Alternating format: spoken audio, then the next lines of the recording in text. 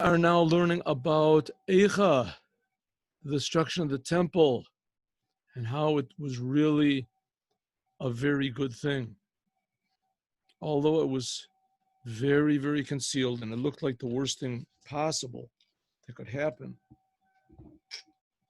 to the Jewish people, that temple was destroyed, Jewish people got scattered, all of their identity was confused, their self-assertiveness was hidden. They became what's called Hayas Alamas. It says Rabbi la Pagoyim, that the non-Jews became all confused and spread out among the non-Jews in the world. They totally lost their identity. What does it say? Sorasi b'minidos, the sorasi, that your power of rulership is now b'medinos among the. Well, you have to open up the book of Lamentations. It's just based on the first sentence there. And then now the Jews are all confused, scattered, disgraced, debauched, terrible. Says the Rebbe that all of these words can be transformed to something good and imply something good, and there will be something good. What is the good? That eventually the Jewish people, it says, will be badad ein Yaakov. They'll be alone with God, like the blessing of Jacob.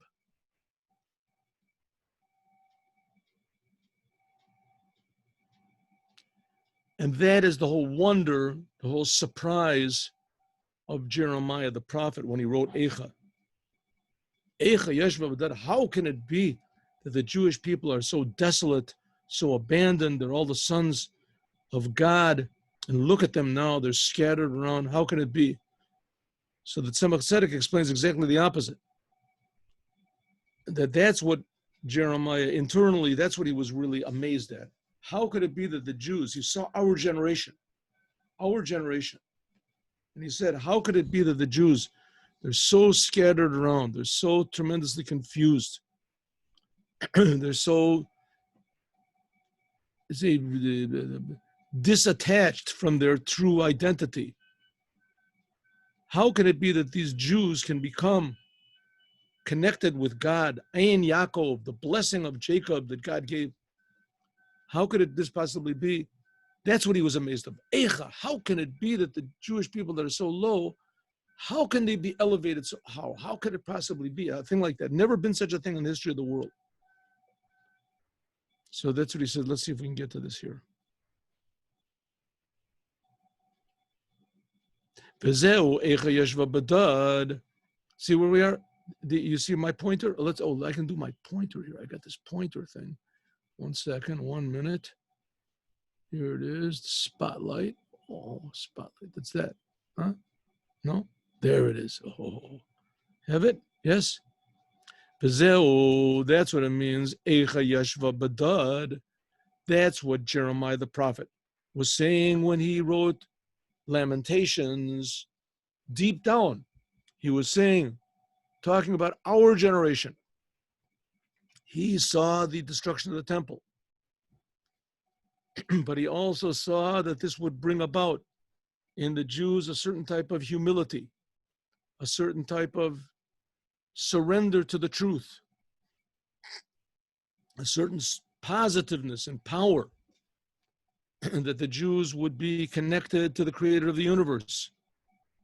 And there he said, Eicha Yeshiva Badad. How can the Jews have risen to this amazingly high level of sitting alone? Here he said Yeshva means that they have internalized, they have totally personified, every Jew, this level of Badad Yaakov, the blessing of Jacob, alone with God. Eicha Lashon Tamia. Eicha, that's what Yaakov was, that Jeremiah, was amazed. Uplia is miraculous. Shiavom mirabasi am, that the Jews could come from this level of Ravasi Am, scattered, omomos, Am means almost, dimmed down. I mean, we all know what's going on in the Jewish world today, right? What's happening today? I mean, there's, in a way, it's the lowest of the low. There's Jews that are already 2-3 generations that their parents didn't want anything to do with Judaism, and their grandparents didn't want anything to Judaism. And you have these Russians that are almost 5 generations, right, of people that they denied their Judaism, they hid their Judaism, they weren't aware of their Judaism. And because of that, to fill this vacuum with all these insane, self-destructive things. How can the Jews be so scattered around and so confused? I mean, that must be the end. It's just like how to say the fall of Rome. The fall of Greece. As soon as they started becoming decadent, that's it. They fall. Maybe this is the fall. God forbid, the fall of Judaism. I mean, look, that's it. And at least in Rome, they had their place, they had their country, they had something. Here the Jews are all scattered around the world. They've got nothing holding them together. And from this, it's like they said, the dry bones, the vision of Ezekiel, Yechezkel, that he had this vision of the dry bones. They say it wasn't the vision, that it really happened. That he went into this place, Gay Dura, this valley, which is called Dura, and that they're all the bones of the Jews that had tried to go to the land of Israel after Moses told them that they're going to wander around for 40 years in the desert. So there were a bunch of Jews that said, Amapilim. They said, we're going to go. And they went and they got all killed. Who came and destroyed them? Amalek, whatever, came and destroyed them all. There was like 30,000 of them, and they laid in the desert for how long? Almost 1,000 years. I don't know, 600 years, 700 years. And their bones were just all... And God said to Ezekiel, the prophet, go over these bones and tell them, rise up, prophesize. And all of a sudden the bones started clicking together. They all came together and flesh came on them. He says, that's the Jewish people. Good, it's a nice thing you read about, but it's going to happen. And that was only 30,000. Here we got millions of Jews. They're all going to start clicking and coming together, right? At least the dead bodies, they didn't, resist. Here the Jewish people resist. They don't want anything to do with it. The dead bodies, so they're dead, they're happy. You keep over your own. But here the Jewish people are resisting. You can't tell them what to do. They hate Judaism.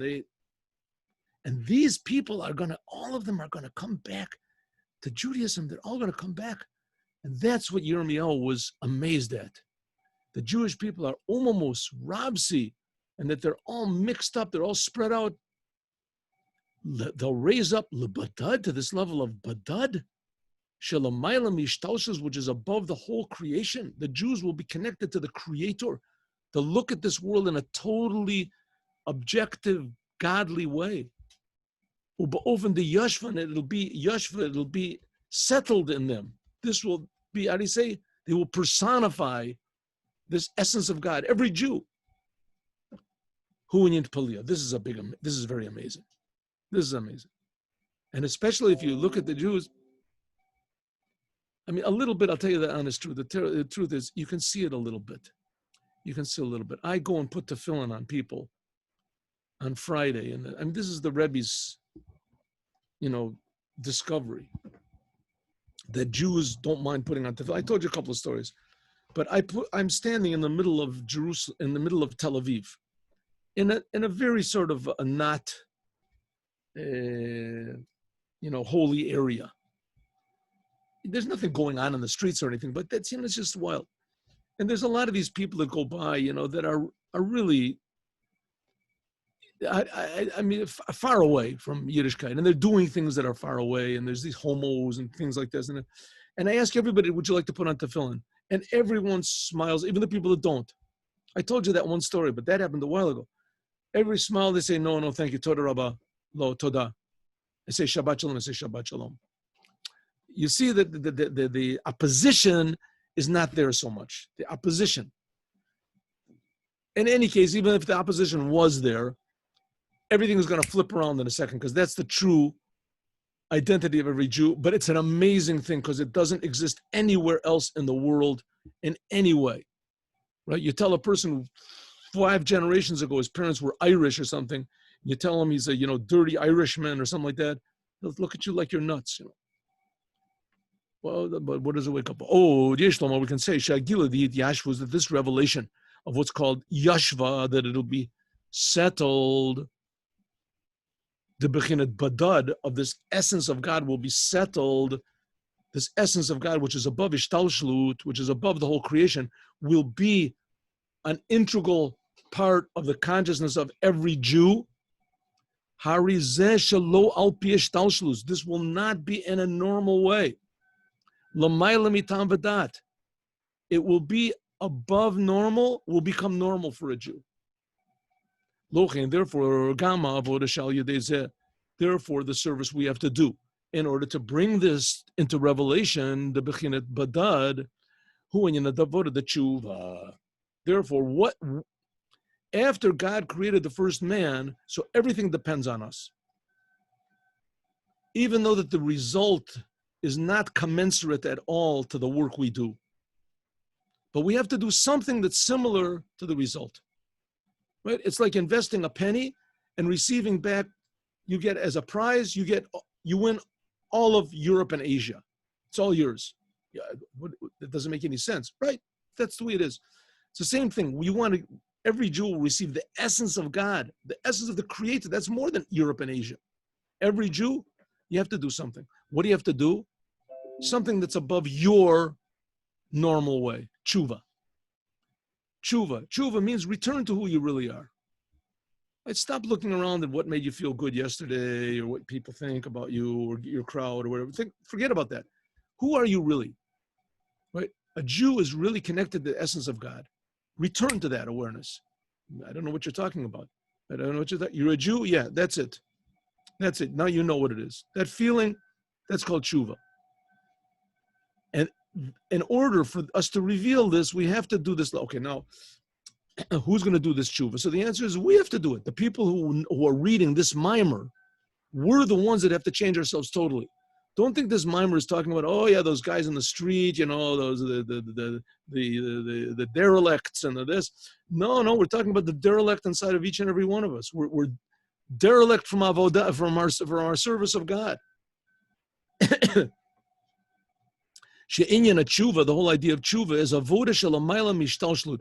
We have to go out of ourselves. We have to do things that we know are right, but we just don't want to do. We just don't want to do. Stay up a little bit, 3 minutes later, learning Torah, learn more Torah by heart.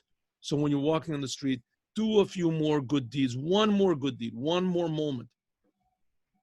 Think another good thought. Ask more questions when you're learning the Torah. Learn the Torah with someone else. Teach someone else. By means of this little thing of doing tshuva here in this world, returning back to ourselves, even the smallest way, this makes a tremendous, amazing reaction of good by the part of God, that everything is going to turn around, and it will happen, for sure. It's going to happen. This is not theoretical. This is actual. By our deeds, we can make it happen faster. Hine, behold, the sheikhs lebechinas badad, this connection to the level of badad, which we said is yechid, the uniqueness, the essence of the soul of every Jew. We said it's badad ein Yaakov. Why Yaakov? Like we said, batach badad ein Yaakov. The Jews will sit certain, alone with God, the blessing of Jacob. Why the blessing of Jacob? Who, just say the Jews will sit alone with God. That's good enough. Why does it have to be the blessing of Jacob? Who is Ki'ine in Nisperle, we explained before. Also, why Jacob? Why not Abraham? Abraham is not good. Why not Moses?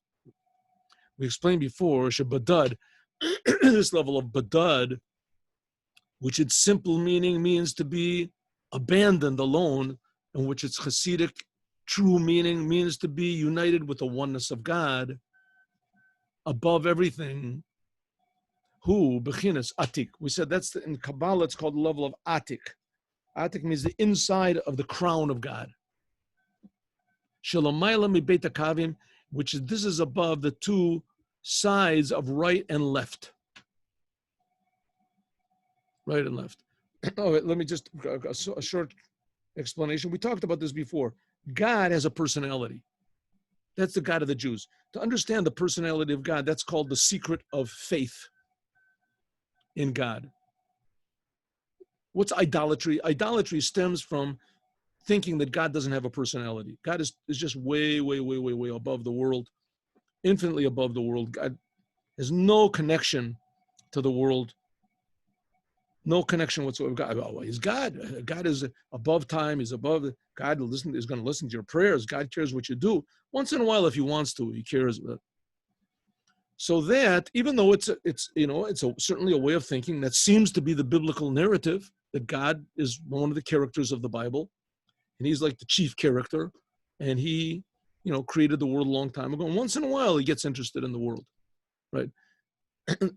If you think that way, in other words, you have removed God from having a personality. God does not get involved in the world. He doesn't really care. He hasn't got kindness, and once in a while something happens that it does. So that becomes the foundation for idolatry. Because what is idolatry? Idolatry is thinking that there's basically three things. There's God, and then there's the world, and then there's me. In the world, there's also these spiritual levels and all these other things. So there's God, and then there's me, and then there's all these spiritual levels, and there's a physical world, and there's. So I'm really, really small. The world is really big and threatening, and God, he's way out there. He couldn't care, He's just really, really busy. Once in a while, he cares whenever he wants to. So listen, I need something desperately. I'm trying out for this job, and my daughter needs a shidduch. What am I going to do? So you pray to God, but he's too far away. So your next door neighbor says, "Listen, I prayed to a frog, and it worked. Here, see my house. See this? Yeah, he's available. And who created the frog? God. So, yeah, it's a good idea. So that comes idolatry. There comes idolatry. So, in order to contradict, to erase this whole even tendency for idolatry, there's the fact that God has a personality, and God is intimately involved in every single detail of the world with his personality. And this personality is called the secret of the Sfirot, the 10 Sfirot. Right? I'm not going to go into this whole thing now, but just the fact that it does. So that we say, in general, these Sfirot can be arranged, these 10 Sfirot, in three, pillars, three: right, left, and center. Right, left, and center. The right ones, those are typified by chesed, kindness. Kindness, that's God's kindness. He creates the world. The left side is God's gevura, limitation. God limits himself, like fire. The middle pillar, that contains both of them together. That's sort of balance. So that's what we're saying here. That's the connection we said of what? To Yaakov. I'm sorry. Why is it connected to Yaakov? Because there is what's called right and left. The right is God's kindness, God's goodness, giving. Small is God's severity, his limitation. But the level of atik is between them both. Like it says, late small of hayatika. There is no left side in this level of atik, in the God's crown. It's in the middle. It's the top. That's why it's called the crown. It's on the top of everything, in the middle. The crown of the king is on the middle, right on top of his head. And therefore, that's the crown of God. So the crown of God, sometimes it's called the will of God or the pleasure of God. That's not on the right and not on the left. When is that going to be revealed? The pleasure of God. And therefore, therefore, the revealing this level, by means of. So why does it say less if there's no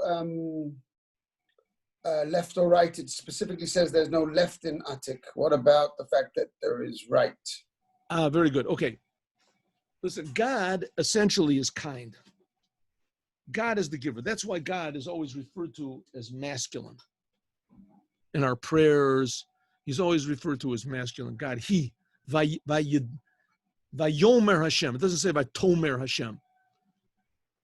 Yomer is masculine. God is always masculine. Why is God always masculine? What's wrong? Because God gives. God gives. God creates the whole world from nothing. God gives. That aspect of giving, that's kindness. That's the aspect of kindness. So, in a way, that's more essential to God, to give. To give. That God limits himself and he articulates himself, as necessary as that is, but that's not the main. There has to be what to articulate. There has to be what to limit. So that's the idea of giving. Giving, that's chesed. So the main thing of Hashem, if you want to call it in a way, almost the essence of Hashem is to give. That's chesed, kindness. But it has to be articulate. It has to be limited. If not, then it's just bedlam. It's just insanity. There's no limitations. God would create the world from just pure kindness. It says the world wouldn't stand, right? It says in the world wouldn't exist. You have to have what's called mercy. You have to have mercy. So it goes like this. So God, in other words, he wants to give. That's his essence. He wants to give. And that's already the aspect of kindness, right? But this whole idea of God limiting himself and deciding he won't give and punishment and etc., that's called gevura. It says in God's essence, there's no left, there's no gevura. It's all pure kindness, pure giving. And that which God decided afterwards that he's going to limit the world, that's also an aspect of his kindness, because he realizes that if he doesn't limit himself, there won't be any world. So it says in God's essence, right, it's pure good, it's pure giving. There's no left. But nevertheless, don't think that up there it's pure on the right side. It's chesed. It's not. It's God's desire to, well, like we say, to have a dwelling in this world. That's the essence of God. He wants to make so in other words, what does he want? What does this imply? He wants to make a world. He wants the world to be good. He wants there to be Jews in the world. This is all from God's kindness. This is all from God's kindness. But nevertheless, it stems from atik, from God's will, from God's pleasure. So therefore it says up there, there's not going to be any left side. There's not any, usually from the left comes also concealment, limitation. From concealment and limitation comes evil. In its essence, it's very good, but from that comes evil, concealing God. What is evil? Evil is the concealment of God. So it says in atik, there is no concealment of God. There is no left. It's just pure good, pure kindness, but it's not kindness as it is on the right side. It's kindness as it is in its essential source. In other words, God says, I'll do whatever I can to be kind. Whatever is good, whatever is the right thing to do to be kind. That's a big difference between kindness and mercy. Kindness and mercy. Kindness, there's some people who they just like to give. They just like to give. They have the right, they were blessed, they have $1 million, $1 billion, so they just give away money. I remember I saw somebody once like that.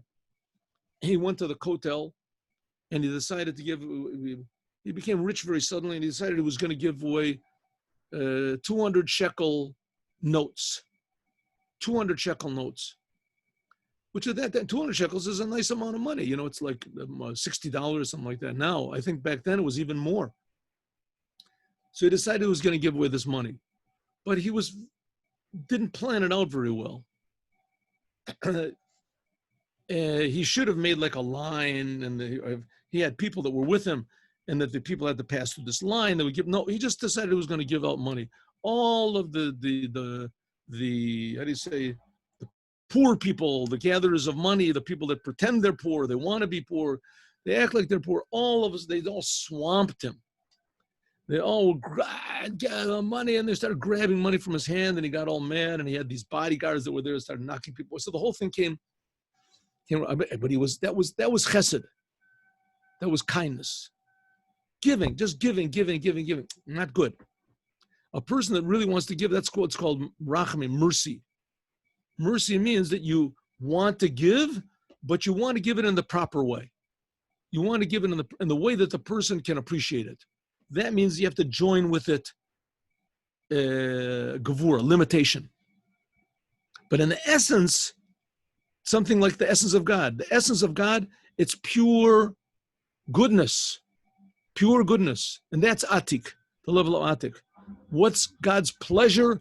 Remember, we learned about the two dalids. God's pleasure is that he will give and we will receive.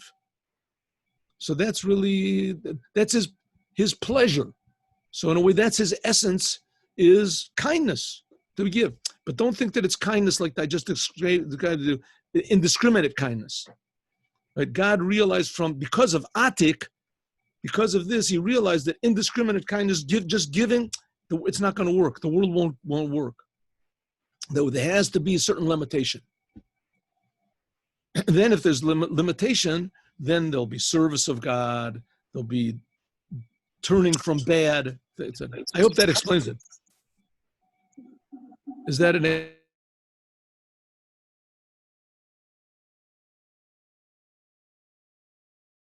Yeah, the question I think was better than the answer, but nevertheless, I think that's the answer.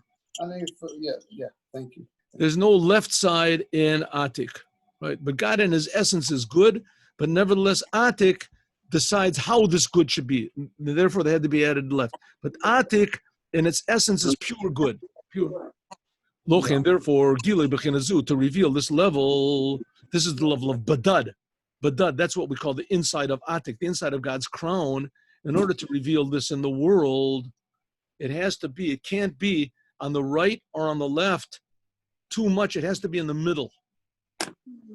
Like we say, Tzion b'mishpat tepare. And mishpat, it says, mishpat emuda de emtzi, says the middle pillar. Mishpat is davka b'shlosha. And also judgment, mishpat, has to be 3 judges. Namely what? Chesed, gevur, and tiferet. Chesed is kindness, gevur is severity, and tiferet is balance. Somebody has their microphone on, and it's emitting this supersonic screech. Can you turn it off, please? Is it possible? Huh?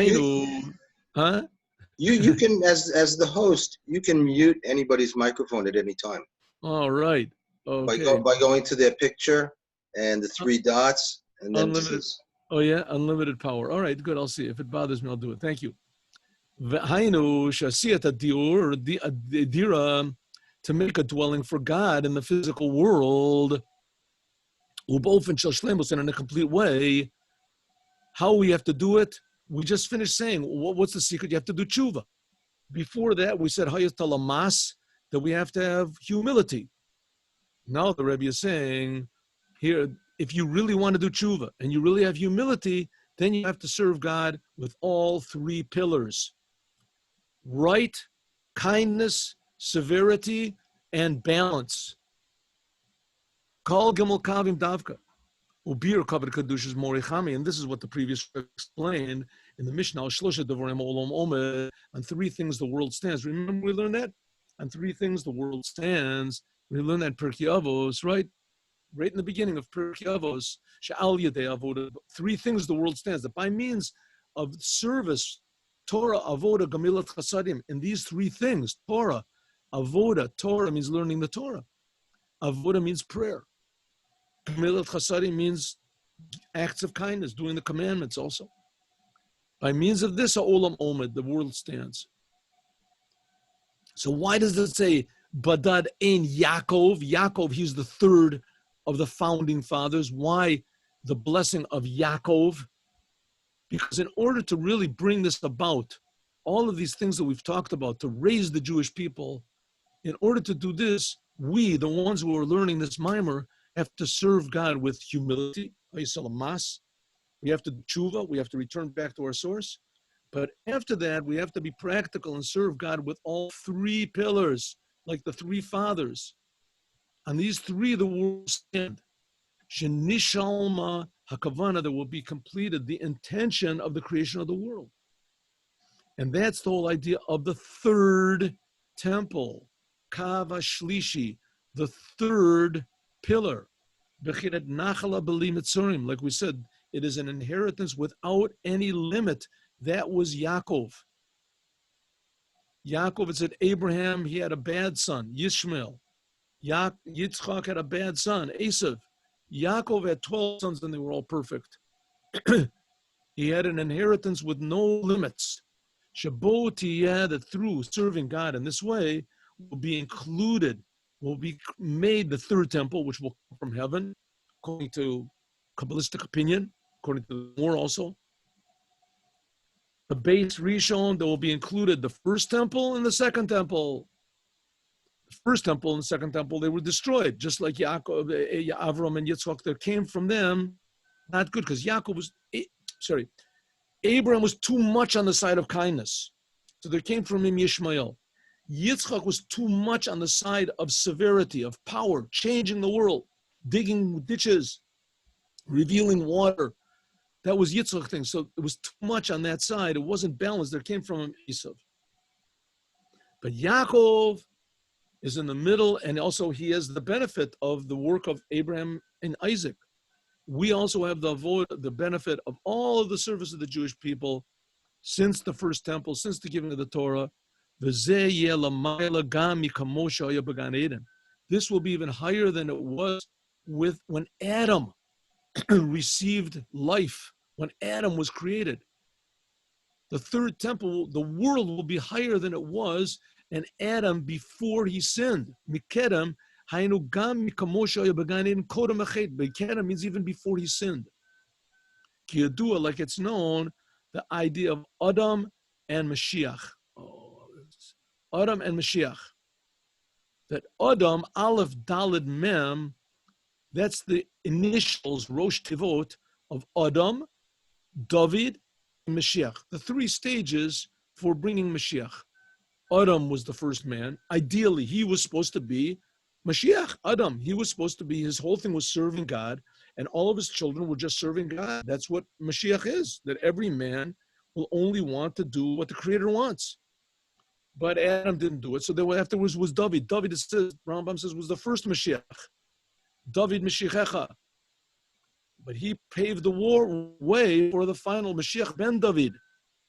That's the final stage in Mashiach, Adam. Hatziruf, and the combination of these letters, Aleph, Daled, Mem, which makes Adam, is Beseder, Adam, Aleph, Daled, Mem, makes the word. That's what man is. But this is a normal way. Masha'enkin, which is not the case. Mashiach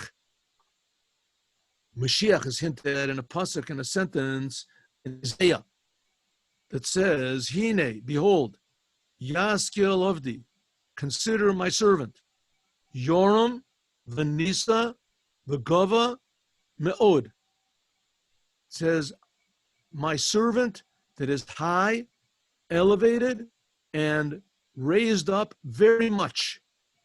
So this hints at 5 levels of the soul. It says in a different mimer. Of the Yoram, it's at Nefesh, Ruach, Neshama, Chaya, and Mashiach will be Ma'od. It says Nefesh hints at King David. Ruach hints at Elijah the prophet. Neshama hints at Moshe. Chaya, the 4th level of the soul, that hints at Adam. And Yechida, that will be Mashiach, and that's hinted at by the word Ma'od. Ma'od means infinite. B'chol me'odecha. Ma'od, that's also the same letters as Adam, but in a different way. It'll be a different type of an Adam. It shows on an infinite man. That's what Mashiach will be. He'll be an infinite man. Moshe also, it says, like we said, that Moshe was Ish Elokim. But the idea of Mashiach will be, he'll make everyone, every Jew will become an infinite man. Every Jew, B'li Gavul, without limit. Heipech inyan atziur da adam. This is exactly the opposite of a limited man. Totally going out of all limitations. Jews will have no limitations in their connection to truth. The truth is infinite. Like we said before, this revelation that's going to be in the future, we reveal it by our service now. Our service now. From this, we can understand. Remember, like we learned in the beginning, right? The reason that Adam was kicked out of Gan Eden, he was evicted, is the same reason the Jews were evicted from the Holy Land. Why? Because descent will encourage them to serve God, and this service makes a higher revelation. If so, there must be a tremendous advantage in our service now, even on the revelation that's going to be in the future. We explained how the Jews, the service of the Jews, it made Moshe became embarrassed. He saw how we're serving God. Remember that? Kain kodesh chazisicha, said David. It should only be, Moshe and King David said, if we would only be able to serve God now, when everything is holy, like the Jews in the future, in the days of the Mashiach, in other words, us, are serving God without any understanding what God is. Oh, if we could only serve God like that. That's what Moses said and what King David said.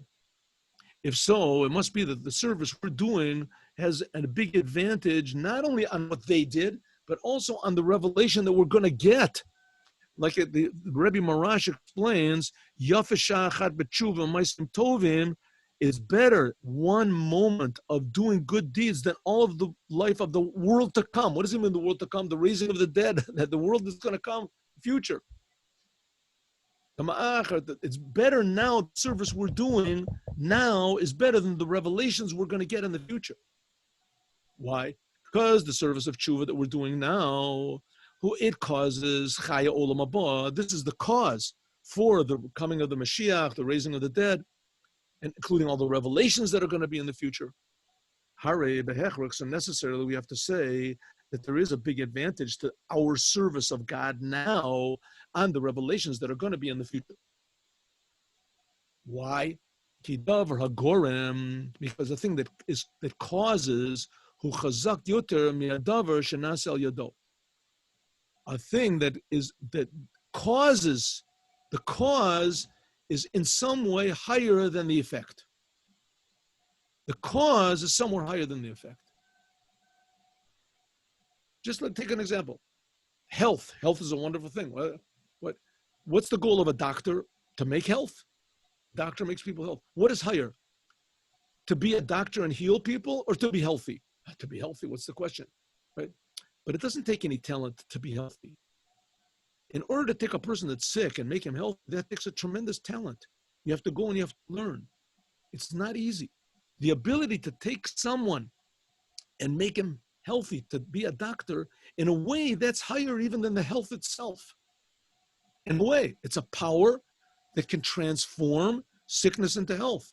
In a way that's even higher than the health. Says the Rebbe, the same thing, the service that we're serving God now, going against our natures, doing more than what we want, learning a little more Torah, doing a little more good deeds, giving a little more charity, right? Praying a little more deeply and more of this. By means of doing this, some way, this is even higher than the revelation that we're going to cause by means of it, the third temple and etc. Even the pleasure. That this level, which is called an inheritance without limitations of Jacob, this is going to be what Zman Raiva the Rebbe said, the pleasure of pleasures of God. Yesh Maila Ba'avodah Da'achshav, we cause God more pleasure now than there will be even in the future. Like I explained before, the Tainug Delatid, that the pleasure we're going to get in the future, the raising of the dead, etc., and that's mainly our pleasure, nachat ruach of the creation, the creation, our pleasure. But the pleasure that there is with us doing tshuva and doing good deeds now, when we're in Gullus, in exile, this is mainly the pleasure of the Creator. God gets pleasure from it. Nachat ruach lafanai shalmarti v'naser otzoni. God gets pleasure, like it says, God gets pleasure once he says something and people do what he wants. If so, the serving God right now has an advantage to it because it gives God pleasure even more than the pleasure we're going to get from the third temple and etc. Of course, it's God's pleasure. We can't appreciate it. But who's causing it? What we do now. Incredible. That should cause us tremendous happiness. Tremendous. That's called simcha shel mitzvah. Well, we know that by means of what we do, that it causes pleasure to God. That should give us tremendous happiness, even though we don't understand what it is. But that's what it means, that by means of our deeds. Of now, mamshich, and we draw down B'kor of Mamish, Yibana, that should be built and revealed, the third temple. Bechinet betach badad ein Yaakov, like it says, we will be sitting certain with the essence of God, the blessing of Jacob. Sheti Yabo, that will be the revelation, the inclusion. It will be included, the first temple and the second temple. Then will be Badad Yanchenu. And it will be Badad alone. God alone will lead us, accompany us to each and every Jew. Afalpi, even though, and means of, that the Jewish people are now in Eretz Midbar.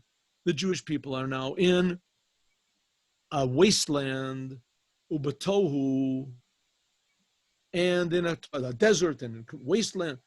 The Jews are all scattered around. Avodat b'zman Galus. Namely, we have the service now in the time of Galus. V'yavomia Midbar. The Jews will come from the desert to the level of Bada Yanchenu, being alone with God. Each Jew will feel that Hashem is his best friend, his best, cares about him more than anyone could possibly care. Every Jew will feel it, until every human being will feel it. But often the Katir, like we said before, Kanesher Yair Kino, like it says, like a, these are the blessings, what is in Sota Bracha. Hazino, I'm sorry. Kenesher Yair Kino, like an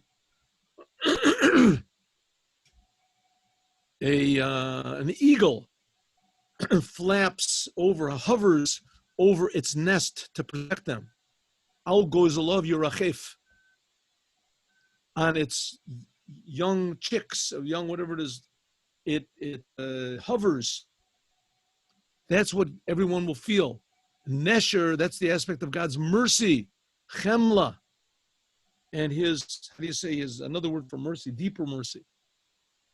Shebakor of Mamash, that right now will come the Geula, B'chesed V'rachim, will come the future redemption in kindness and in mercy. There won't be any more Holocaust, and there won't be any more. But Tehaz, then there will be Shleimus HaKavana. The whole intention of Nis'ava Kodesh Baruch Hu, God wants, that he will have a Dira Lo Yitzporech B'Tachtonim in the physical world. God will be revealed here, and we'll see, like we say, Shema Yisrael, Hashem Elokeinu, Hashem Echad, that Ein Od Milvado, that there's nothing except for the Creator, and the Creator is infinitely, infinitely more loving than we can possibly dream, imagine. It'll be revealed here in the physical world. So when we see the destruction, we see the Jews confused, we see the state of God's holy people, don't lose hope. Don't retreat into a cocoon. Now is the time to be proactive, to make light. Have a good word, have a good wish for another Jew, a good deed, and suddenly we'll see the whole thing just flips around. The Jewish people, like nothing, will be Eicha. What an amazing miracle. How could the Jews, we never dreamed that this was what Jews are. Never dreamed. I'll tell you, I saw somebody, they had this, now the Jews in America are becoming like apprehensive. It's because there's a lot of anti-Semitism. So the one group decided that they want to show the non-Jews, give them a taste of what Shabbat is. So, I mean, there's little doubt in mind that the people who are actually doing this, they themselves,